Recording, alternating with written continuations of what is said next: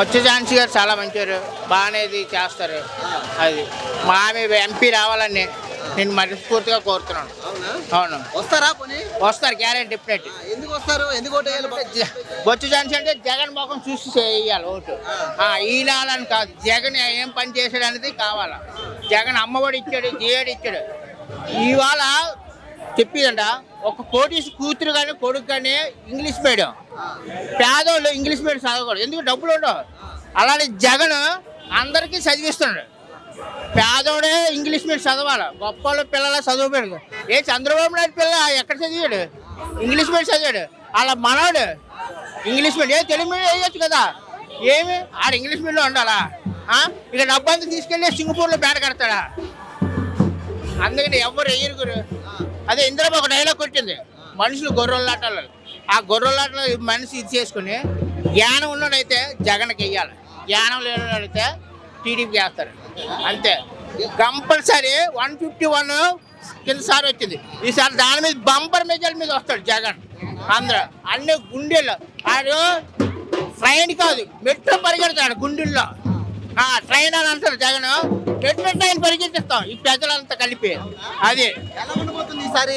బొత్స ఝాన్సీ గెలుస్తుందా? గెలుస్తుంది. బొత్స ఝాన్సీ కాదు, ఇది కాదు అంటారు. జగన్ ముఖం చూసి అందరూ ఓటు.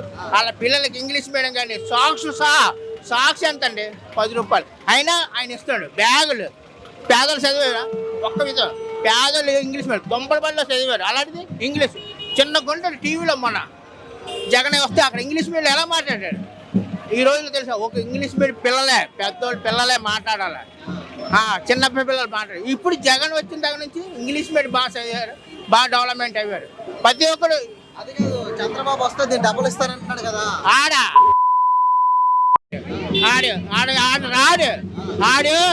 ఇచ్చావాడా ఇచ్చేస్తాను, అది చూస్తానన్నా. ఇప్పుడు నువ్వు ఒక వీడియో ఫోటో మంచి ఫోటో చూపెట్టి జనాలు నొప్పించాడు. ప్రజలు చెప్తాను కదా, నమ్మేసి ఓ అన్నారు. ఏం చేయడు ఆడు. ఇంకా సింగపూర్లో ఇంకో 5 స్టార్ 10 ఓట్లు కడతాడు ఈ డబ్బంతా తీసుకెళ్ళి. ఆడు మాత్రం రాడోటి. అది పవన్ కళ్యాణ్ ఆడిగడ వస్తే 4 పిల్లలు చేస్తాం అలాంటి వాళ్ళు. 3 పిల్లలు చేసి ఆడు ఏం చేయడు, పిల్లలతో వెళ్ళాడు. రాజకీయం వెళ్తాడు గురిగాడు. 3 పిల్లలు వదిలేశాడు. ఆడిగడ వస్తే 4 పిల్లలు చేస్తారు, డబ్బు ఇస్తారు. ఇప్పుడు ఓట్లకి 50 ఇచ్చాడు కదా, 4 పిల్లలు చేశాడు రాని డబ్బులు ఇస్తాడు. అది ఆడికి రాజకీయం తెలుసా? 2 సీట్లే రాలేదు. ఆడ ఒక రాజకీయవేత్త